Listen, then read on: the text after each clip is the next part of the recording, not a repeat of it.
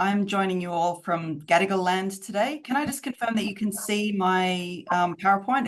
It's only the slides you can see? Yep. All right, great. So what I want to talk to you about today is some of the work that I'm doing on al-Qa'ida in Yemen, which fits within a wider project about how we understand groups like al-Qa'ida, ISIS, al-Shabaab, and the Pakistani Taliban.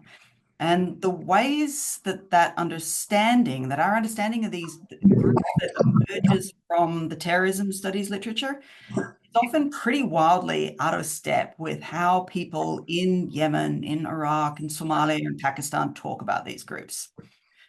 So across this project, what I'm basically doing is I'm trying to hold up two different kinds of knowledge about these groups concerning their basic ontology, what they are, how they emerge, and how they survive and reproduce. And I'm going to talk you through the basics of that argument first before I come to how I use interpretive methods in order to do it. So the first version that's basically, I would say, achieved the status of common sense in English language discourses about these groups, and it certainly dominates the terrorism studies scholarship. This is the version of ISIS and al-Qaeda that you're probably most familiar with as consumers of Western media scholarship and policy discourses. And this is essentially that these groups are characterized as rebellious, anti-establishment insurgencies that are organizationally rational and have emerged and expanded through a combination of things like innovative military tactics, ideological messaging, including an ideology that references a very narrow and particular and contentious view of Islam, but also one that is radical and violently anti-establishment. There's also a focus on the use of social media, the kinds of media productions and publications that these organizations do.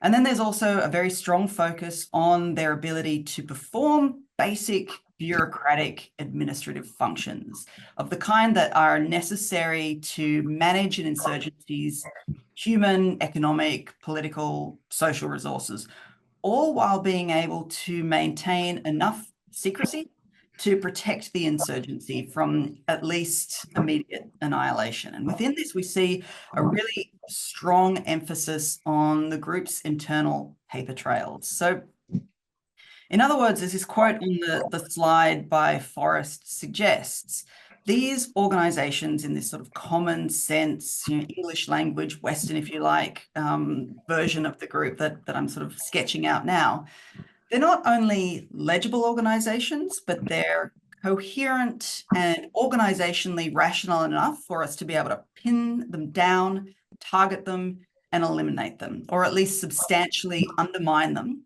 through the exploitation of their organizational weaknesses. Like that's essentially, as I see it, the logic that sort of sits in the middle of most of the ways in which groups like al-Qaeda and ISIS are framed in the English language terrorism studies literature.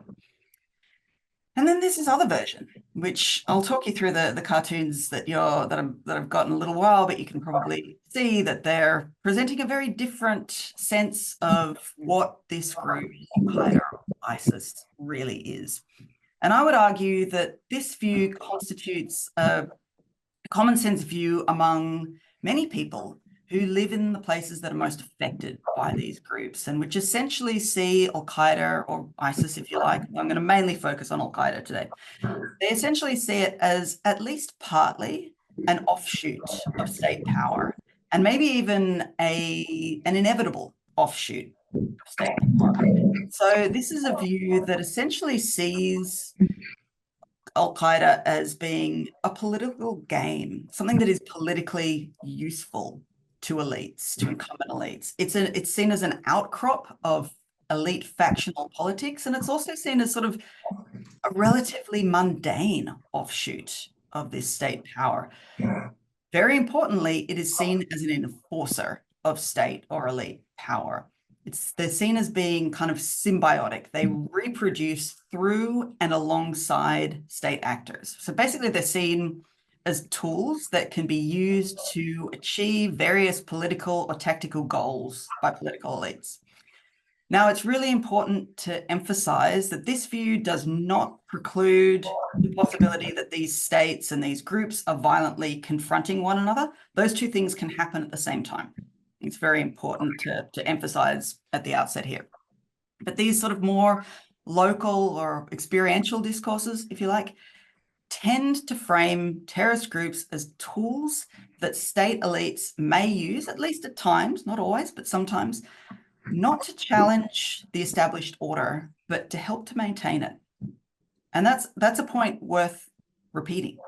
They are seen very widely as helping to maintain the political status quo, not to challenge it. And that is a really fundamental difference between the version of these groups that tends to be presented in most English language discourses and certainly across the terrorism studies literature about it. And the view that you get from talking to people who live in the areas that are most affected by this group. And that's because there they are not necessarily and inevitably seen as being rebellious. They are not necessarily fighting against the status quo always and consistently.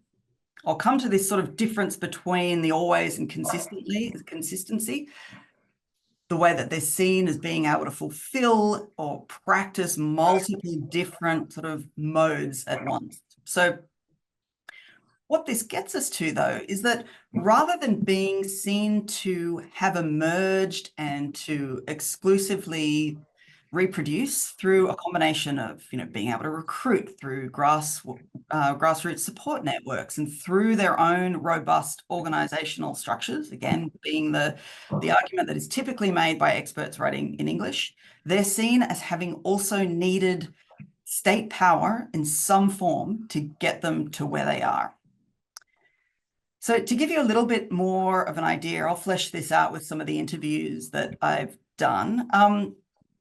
A Yemeni researcher who specializes in local armed groups. He responded to one of my questions, which was about al-Qaeda's seizure of the city of Mukalla, which is a port town of probably around about 250,000 people. It was quite a famous seizure. The al-Qaeda came in and they seized it and they held it for nearly a year. And when I was asking him about this, he was referring to a series of elite agreements that he believed preceded the takeover of Mukalla by al-Qaeda. And he said, I think there's a misconception of al-Qaeda from outside of Yemen. It could be true in Iraq or Syria, I don't know. But they say that before cities fall, there will be assassinations, that they will take over the cities using terror. What we've seen is that they haven't used these tactics that much in Yemen. They've also used a series of elite agreements. Everyone in Mukalla knew that al-Qaeda would attack. And he talked about this at great length. He went through, like, the taxi drivers knew, the people who were selling chip sandwiches and falafel on the street knew. The al-Qaeda members were even sending messages to their families in Mukalla. The authorities knew Mukalla was under attack and they didn't make a decision to fight. That's not just mismanagement.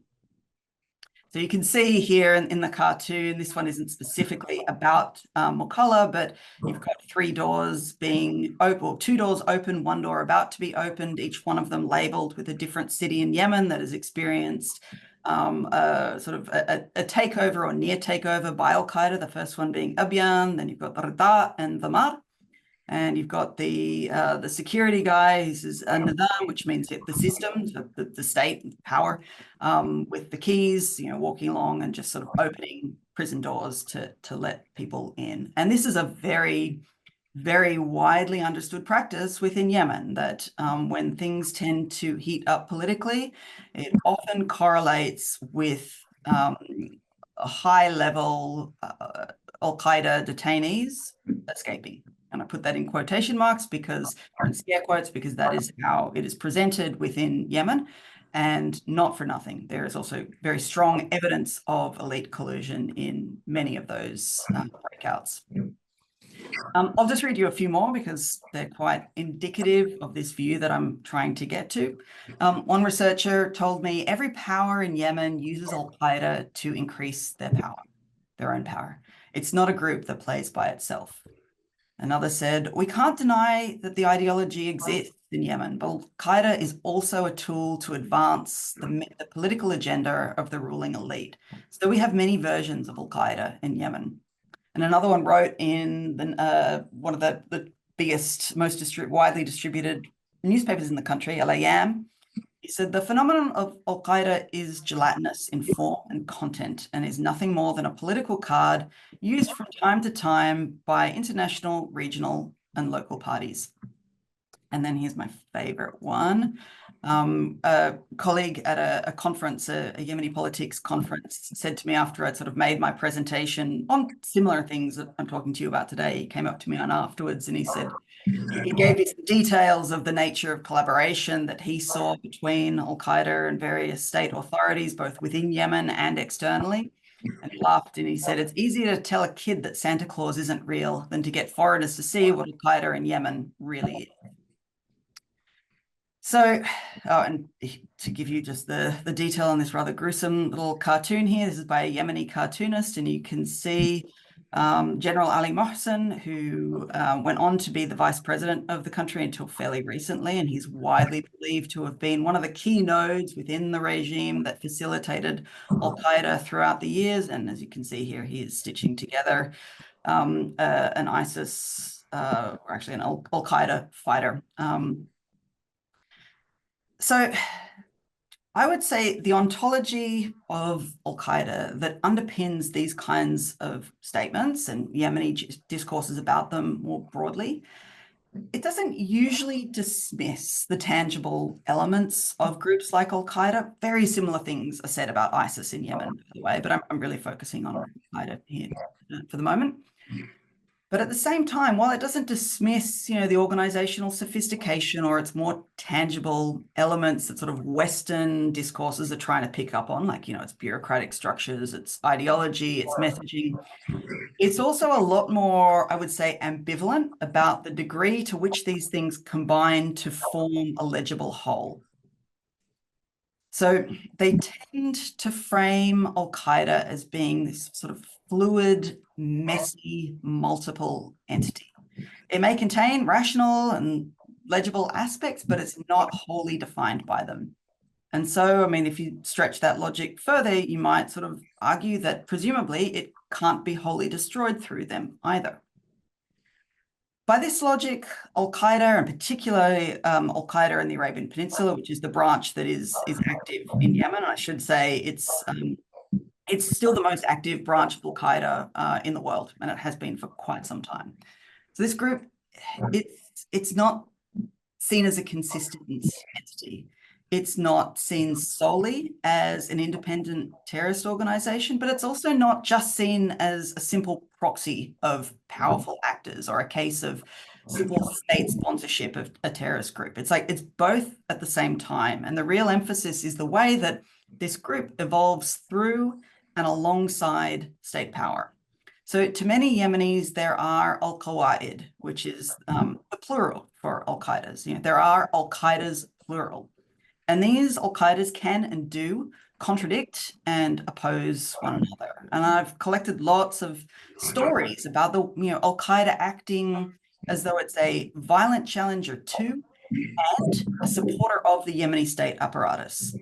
That it's a violent challenger to Western state interests and facilitators of Western imperial power across the Middle East.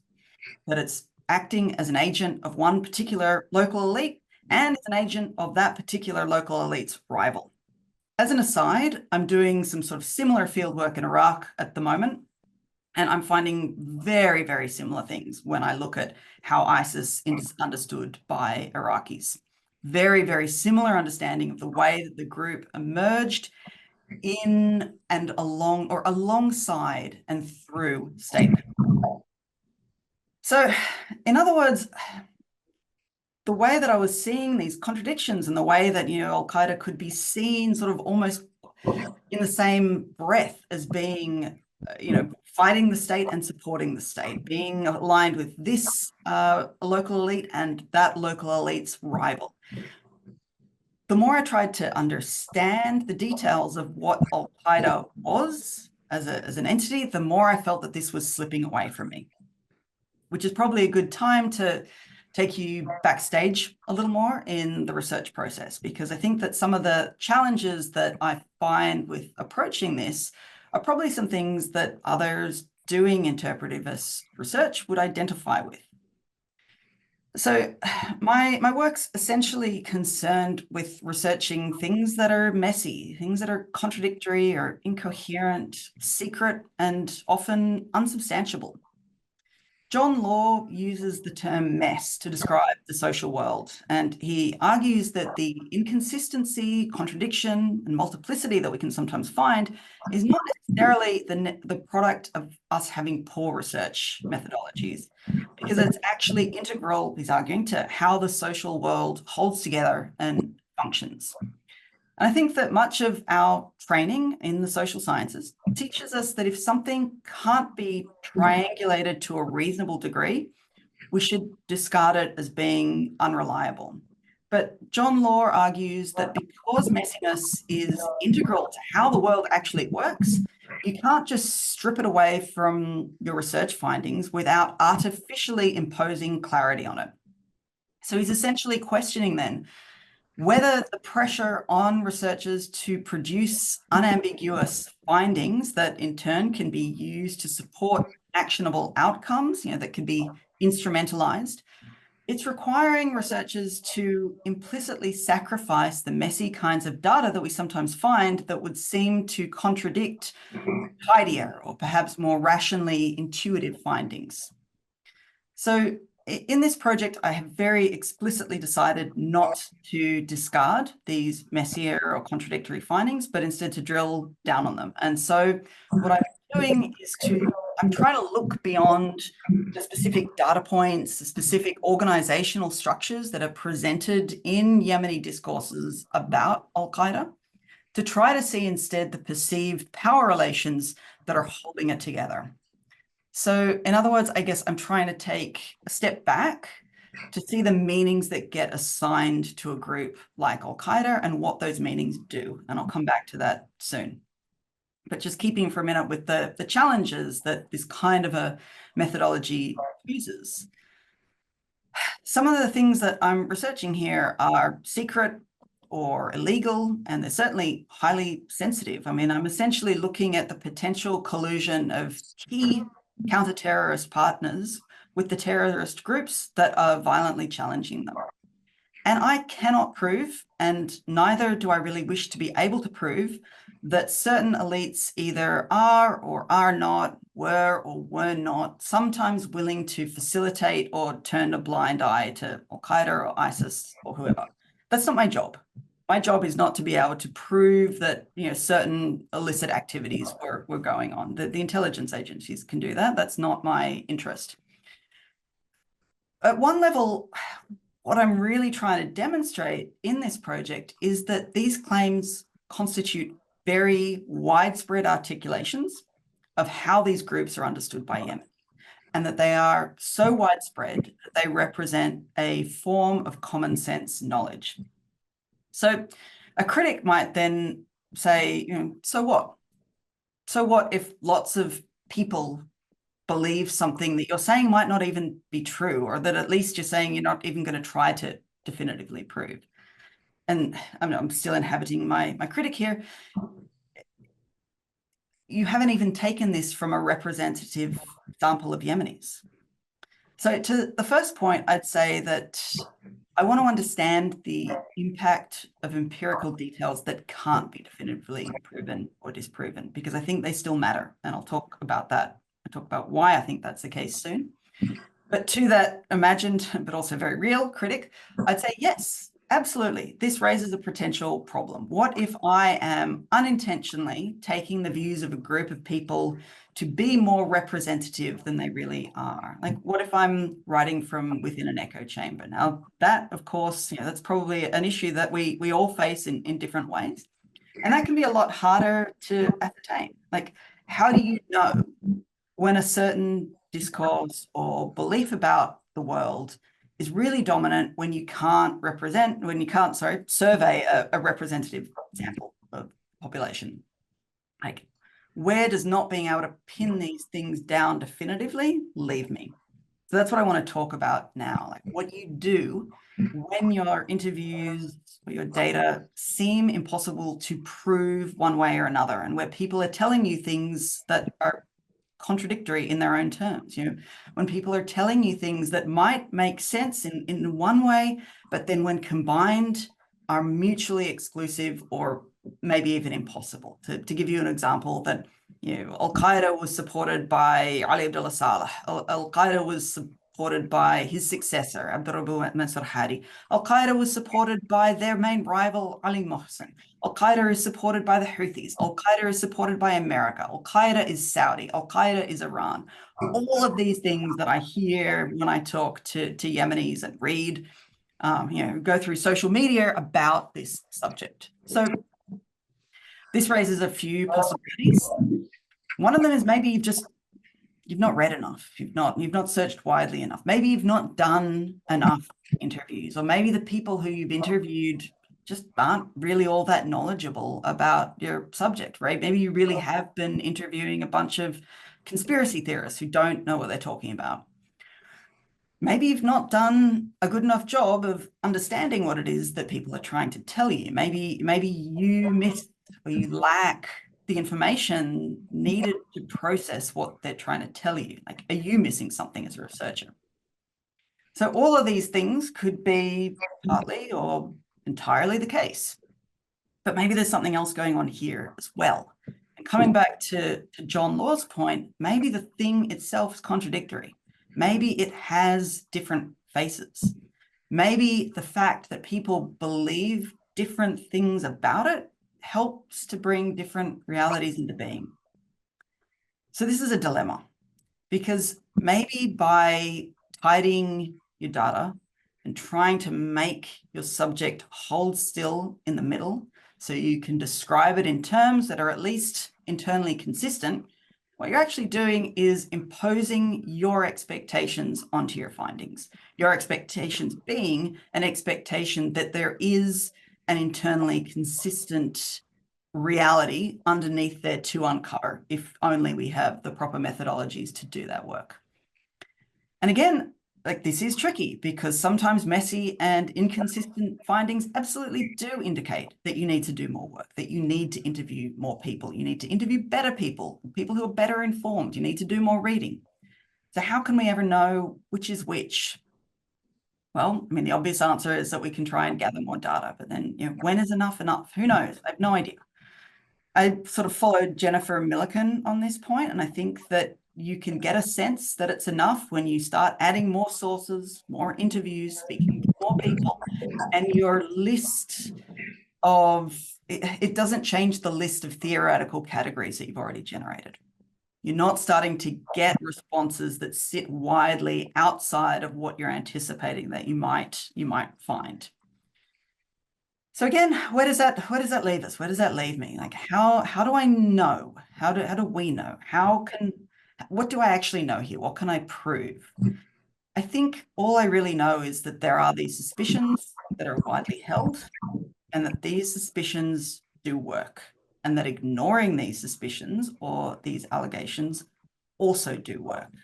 And again, remember, I'm sort of contending that what the majority of the English language scholarship, particularly in the field of terrorism studies and sort of its cognate fields, do is to overlook this suspicion, to sort of put it to one side as being unprovable or conspiratorial or inherently biased, part of a partisan narrative in the middle of a war. What can I actually demonstrate? So I'm going to stop dancing around it, and I'll talk directly about some of the sources of evidence that I've used to try to make this case. I guess the most important thing to say is that, first of all, I'm fortunate in that I've been studying Yemen for about 20 years now. I've spent about 4 years living in the country, and so I'm able to sort of, sense check where I take this on countless informal conversations with Yemenis over that period. Like, I'm bringing experiential grounding to bear on this. I'm also bringing a series of pretty eclectic observations from my time in Yemen and conversations with Yemenis to bear on this. I can talk about this later, but just like forms of graffiti that I find around in Yemeni towns referring to al-Qaeda and the nature of its connections. And then, taking photos of that graffiti and showing people and saying, what does this mean to you? And the sorts of comments that I get back about that, particularly when those comments are consistent and among different groups of people, like people who are coming with different educational backgrounds, different political ideologies, these sorts of things. And one of the cross-cutting points that I found when I did this was that people tended to find, in fact, I'll put it up now. This one in particular is a photograph that I took in a town in North Yemen about 10 years ago, and it says al-Qa'ida sana Rikiya, which means al-Qaeda is a creation of America. And I took photos and I was asking people what they thought about this. And people in the town who I was having lunch with had a look at it and they were like, oh, yeah, it's nice handwriting. And I thought, yeah, that's strange. That I didn't know what to make of it. I took the photographs back and showed more friends in Sinai, and I'm talking people who are really like politically astute, aware observers. And they had just resoundingly similar comments like, oh, nice handwriting. Oh, I like the way they put the barbed wire around the word America. Which, I mean, I could go down that rabbit hole more in question time if you want me to, but what I drew from that essentially was that this was taken as being sort of a banal statement, something that was mundane and didn't really warrant comment on the substance of the comment. What was most interesting was the handwriting. Things like protest banners that were raised in 2011 in the uprising and the revolution that were accusing the president of collaborating with al-Qaeda. Got lots of field notes from my time in the country about things like a very famous prison break in 2006, a funeral in Sana'a that was allegedly openly attended by a very prominent leader. The fact that the suburbs that al-Qaeda were believed to live in were known as the al-Qaeda suburbs. There was this sense that al-Qaeda is well known. It's not secret. I use things like statements by well-known famous Yemenis on social media speculating openly about who was really behind a certain attack, really behind it. Another very, I would say, powerful indicator is a video that al-Qaeda put out itself, and it was accusing the Islamic State of collaborating with the regime. And I think what it was doing there was it knew that this was a critique that might really sting. So I think that was part of the reason they were sort of tarring their enemies, if you like, with the same brush. And I've also used public testimony from defectors from al-Qaeda. So I'm putting all of this together, though, quite a long time after I've left the country. So what I've done on top of that is I've conducted a bunch of semi-structured interviews with 10 Yemeni researchers who all specialize in local armed groups. Some of these people I spoke to on multiple occasions and in quite some detail. And I asked them all whether they believe that al-Qaeda always acts independently of powerful elites and how they believe other Yemenis feel about this issue. And that second part's really quite crucial. Asking people how they feel that most other people feel starts to tell you a lot. And from this, everybody agreed that Yemenis widely believe that al-Qaeda acts at the behest of various political actors. They disagreed about which actors this included, but there was consensus that this is a very widespread view. And this sort of helped me to understand that the details of the allegations were less important than what they were suggesting collectively about how power works. Because no matter who the alleged colluders were, the point was always that they benefited from the political economy of counter-terrorism. So in other words, people believed that local elites thought they would be rewarded. They believed they were going to be rewarded with external legitimacy, political support, weapons, aid, whatever. If they appeared to be willing to fight al-Qaeda. I got one of my best indicators of this from a Yemeni researcher who's managed to interview personally a lot of al-Qaeda figures himself. And he was saying, yeah, al-Qaeda even talks about this. He said, through my work, I've met and spoken with many members of al-Qaeda, including the leadership. And many times the issue of this accusation comes up. It's a common accusation made by different parties to the conflict. So he's kind of suggesting that there's a partisan element to it there. Al-Qaeda members often take it as something to laugh about, but it bothers them sometimes because it puts them in a bad light. So even they're talking about it. When I heard that, I felt like I was on pretty solid ground. I also conducted group discussions with Yemeni researchers, and this gave me really useful insights into the kinds of information or views that researchers are comfortable articulating in front of other subject matter experts. You know, it can be useful to try and see what people are and are not willing to say in front of their peers. What people believe that they should and shouldn't say in front of certain audiences, what they think the sanctions are likely to be if they trespass this. So let me round this out a little because I see that I'm coming to the end of my time. I think that by going after one version of al-Qaeda, that is the organisationally rational, anti-establishment rebels that are seeking to overthrow and replace the state, counter-terrorists almost have to work through the Yemeni state apparatus. Right? Now, that makes sense from the Western common sense view of what these groups are that I sketched out before, because why would states facilitate the terrorist groups that are trying to kill and replace them? It doesn't make sense. From a common sense Yemeni perspective, it looks very different. And I think they would ask, why would counter-terrorists entrench a system that so plainly incentivizes state actors to facilitate groups like al-Qaeda? In my most recent piece, I go harder on some of these points and show how the marginalization of Yemeni understandings of al-Qaeda actually undermines what I think is Yemeni's very genuine resistance to al-Qaeda. I think that Yemenis actually resist groups like al-Qaeda, but also Islamic State by trivializing them.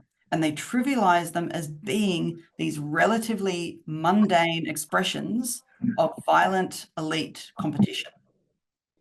And this view, as I've said, it fundamentally challenges counter-terrorism scholars and practitioners' assumptions by portraying terrorist groups not as being rebellious, but rather as wittingly or unwittingly helping to sustain the political establishment.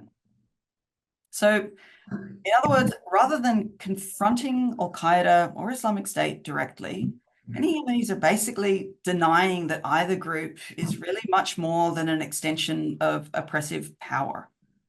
And to me, that is hardly the cry of a viable insurgency if they're just seen as being sort of this mundane extension of oppressive power. So what I think Yemenis are doing by trivializing these groups and talking about them in this way is that they're also denying al-Qaeda the permission to narrate their own activities as being rebellious. Like one of the key themes that we see across Western scholarship about groups, and particularly about Islamic State in Iraq and Syria, is looking at them in their own words, reading their statements, reading their internal documents, reading their publications to try and get a view of how this organization thinks of itself. What Yemenis are doing, on the other hand, I think, is to just deny them that permission to narrate what they're doing by seeing them as being tools of state or hegemonic power. So I'll finish here. I think that trivialization, it's not seen as being like outside of Yemen. And I don't think this isn't a term that Yemenis were using. This is my interpretation of what I see going on here. But I think that because trivialization, as I've sort of put it here, isn't seen as a form of resistance in mainstream discourses about terrorism, it's usually seen as being sort of, like I said before, a form of conspiracy or an expression of partisan bias, or sometimes this like empirical niggle in an otherwise tight conceptual framework. I'd argue that what it's pointing to is that the reality itself is messy and contradictory, and it's not readily processed by the categories that we have established to try and understand and counter terrorism. And this means that it gets typically discarded, much to the frustration of many Yemenis. And by setting aside, I think, this impulse to remove ambiguity, so that what we're left with as researchers is a clear set of policy actions from our research. If we sort of remove that impulse, I think that we can be better equipped to see the power relations that make those policies seem necessary in the first place. So I'll finish on this point. Yemeni's trivialization of al-Qa'ida, but also ISIS, doesn't tell us how to refine our counter-terrorism capabilities to exploit these groups' organizational vulnerabilities. That's not what it's doing. But what it does suggest is that maybe those kinds of actions weren't necessary or helpful in the first place. And maybe what it did unwittingly was help to create a series of incentives for elites to facilitate the kind of groups that we were there to fight.